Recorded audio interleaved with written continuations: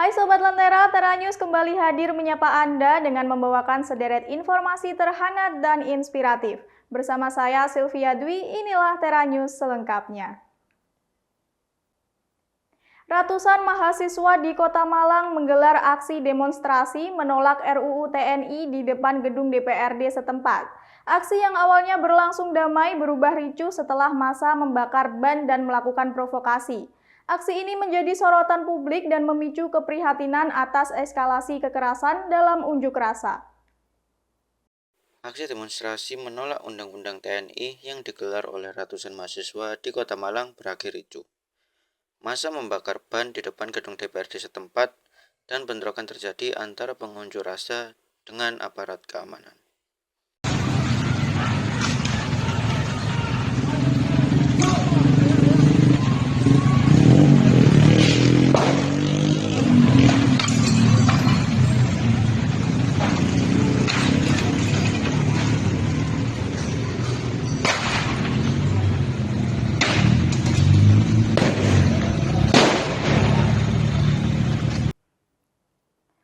Kita ke berita selanjutnya. Pebulu tangkis Indonesia Fajar Alfian menjadi sorotan publik. Komentar lawasnya di Instagram viral dan kembali diperbincangkan. Warga X menilai komentarnya pada seorang wanita sebagai body shaming. Warganet juga menyayangkan sikap atlet bulu tangkis timnas tersebut. Pebulu tangkis ganda putra Indonesia, Fajar Alfian, baru-baru ini menjadi sorotan publik akibat komentarnya di media sosial yang dianggap melakukan body shaming terhadap seorang pendemo wanita.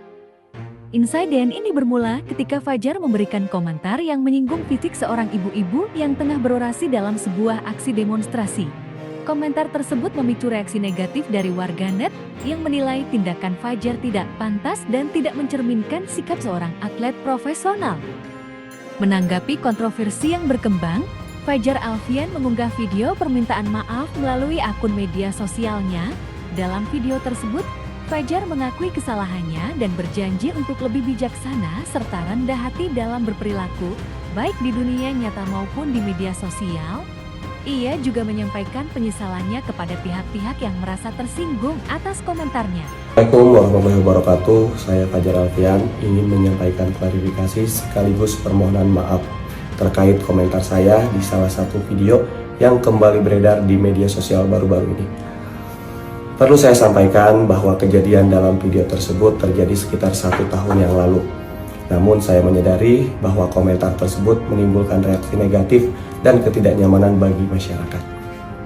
Dari lubuk hati yang paling dalam, saya menyampaikan permintaan maaf yang sebesar-besarnya kepada semua masyarakat. Saya menyadari bahwa sebagai atlet nasional, saya punya tanggung jawab lebih untuk menjaga sikap baik di dalam maupun di luar lapangan. Hal ini menjadi pembelajaran besar bagi saya secara pribadi untuk menjadi pribadi yang lebih bijak, rendah hati, dan menghargai siapapun. Terima kasih atas masukan dan kritik yang membangun.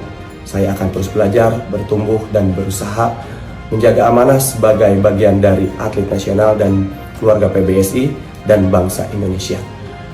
Maka dari itu, sekali lagi saya mau meminta maaf yang sebesar-besarnya bagi seluruh masyarakat Indonesia. Wassalamualaikum warahmatullahi wabarakatuh.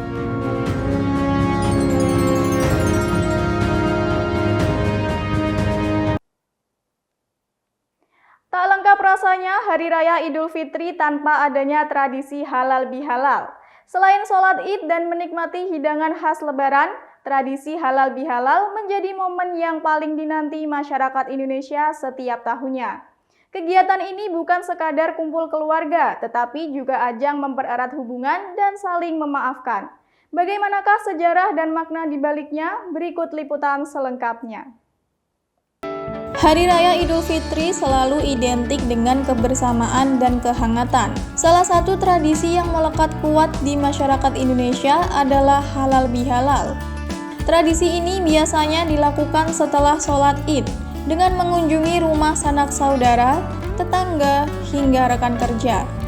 Saat momen ini, hidangan khas Lebaran seperti ketupat, opor ayam, dan rendang selalu tersaji di meja makan. Selain menikmati makanan bersama, esensi dari halal bihalal adalah mempererat hubungan sosial dan menyelesaikan segala kesalahpahaman yang mungkin pernah terjadi.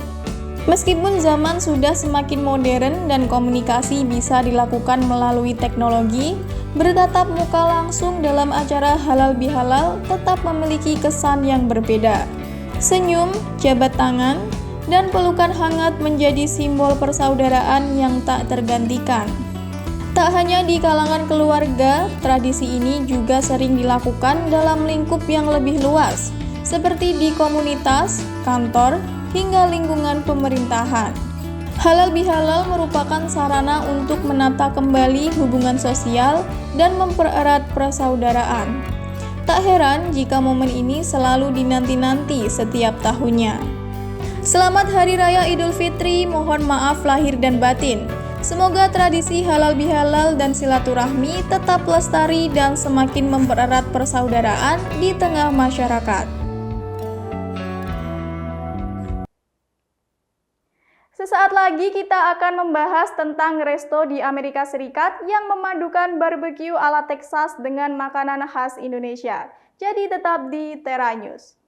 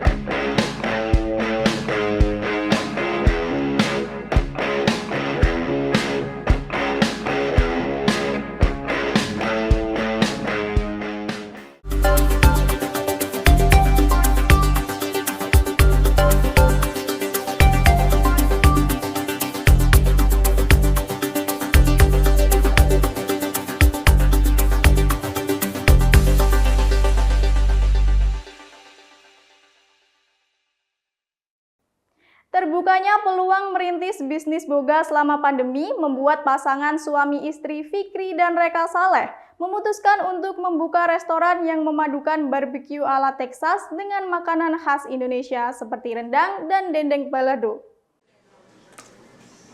Kita mulai menjadi serius ya karena pandemi waktu itu. Saya lost my job and then I started selling barbecue from the house. Pintu peluang pun terbuka bagi pasangan Fikri dan Reka Saleh yang sebelumnya pernah bekerja di restoran untuk merintis bisnis boga pop-up rumahan. Banyaknya restoran yang tutup selama pandemi berdampak positif bagi bisnis makanan yang diantar. Fikri dengan barbecue, sementara Reka merintis Gurih Table yang menawarkan berbagai kue jajanan pasar khas Indonesia. Fikri had,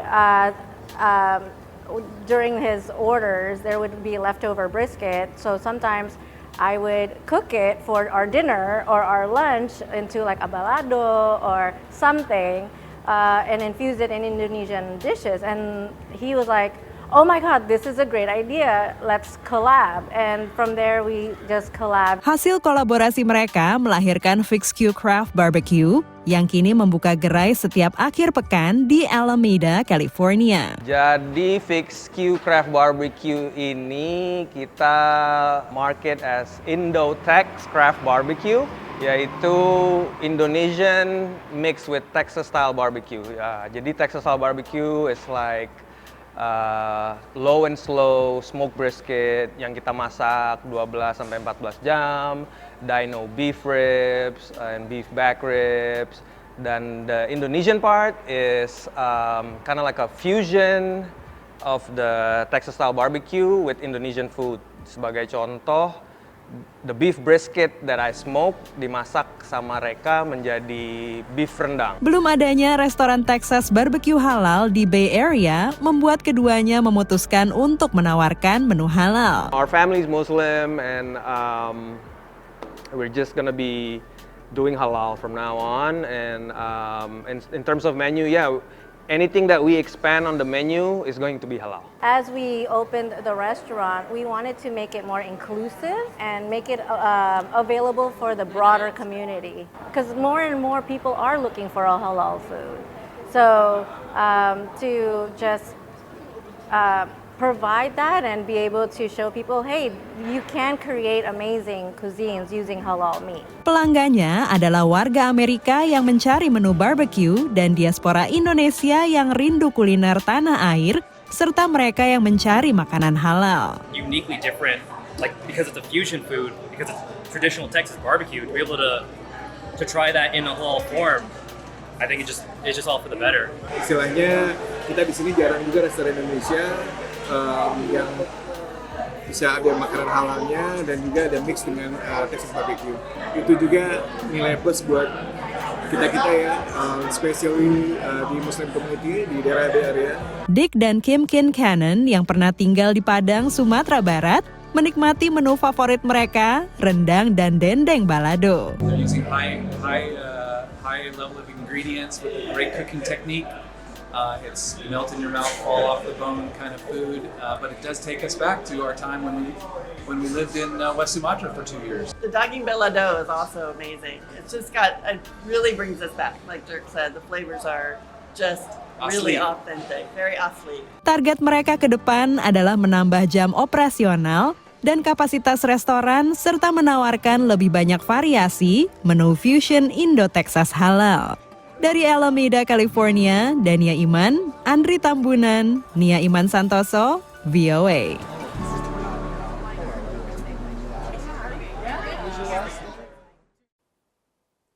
Sebuah restoran Indonesia di Hollywood, Florida menawarkan letupan rasa lewat sajian khas Sumbawa. Hidangan ini ternyata mendapat pasar tersendiri bagi para foodies yang senang mencicipi makanan baru.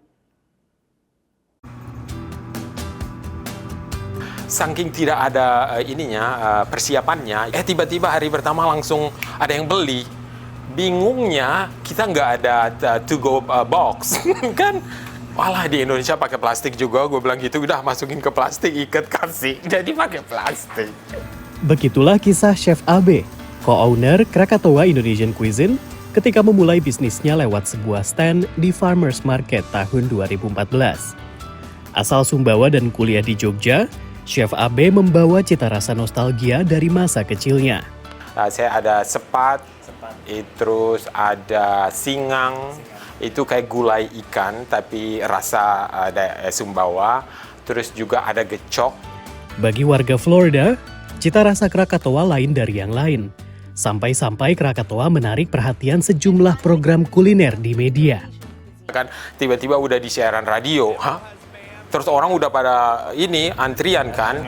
Loh, ini kok orang-orang pada ngantri? Saya bilang gitu, oh kita dengar kamu di radio dengan Chef Norman, katanya kamu gini-gini, Abe membangun bisnis bersama John Anthony, warga Miami, yang ketika berlibur ke Bali beberapa tahun sebelumnya, langsung jatuh hati pada makanan Indonesia. Abe and I would be on the motorbike at like 4 o'clock in the morning, till midnight that night, just going around and eating. Menurut John, rempah dan bumbu Indonesia sangat berbeda dan jadi nilai jual di mata foodies yang senang mengeksplorasi palet rasa baru.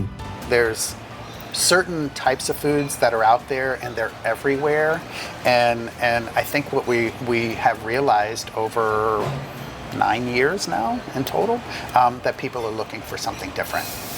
And certainly Indonesian food does that. Tahun keempat berjualan di Farmers Market, seorang pelanggannya yang bekerja di pemerintah kota membujuk mereka untuk membuka restoran.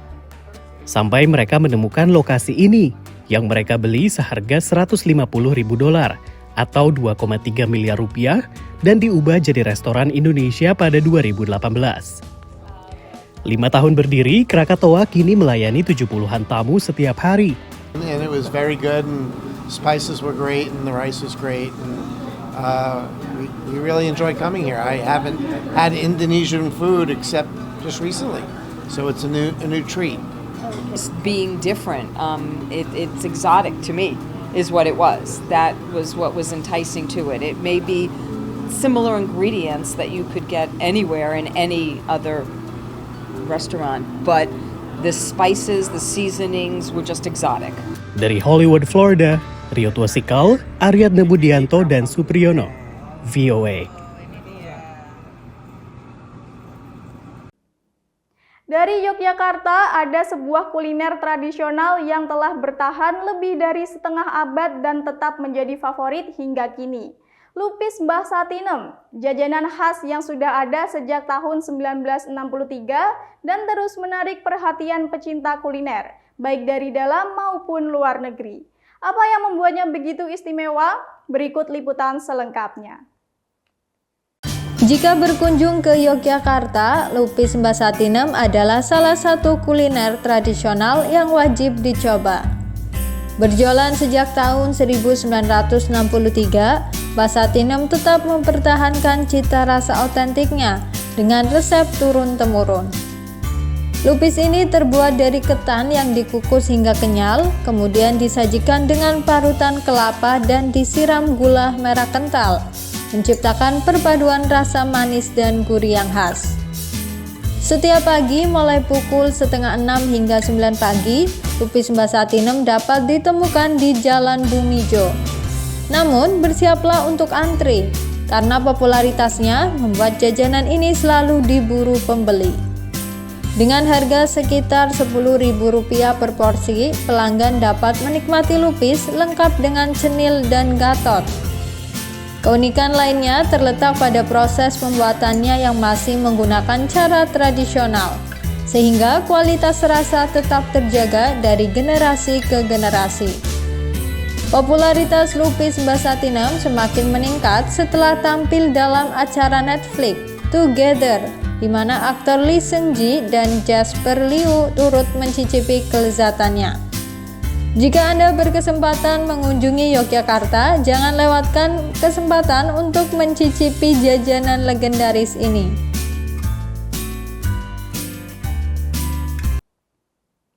Informasi tadi mengakhiri Tera News saat ini. Anda dapat saksikan kembali tayangan saat ini di YouTube channel kami Lentera TV Media dan website kami lentera.tv. Saya Sylvia Dwi pamit undur diri, terima kasih dan sampai jumpa.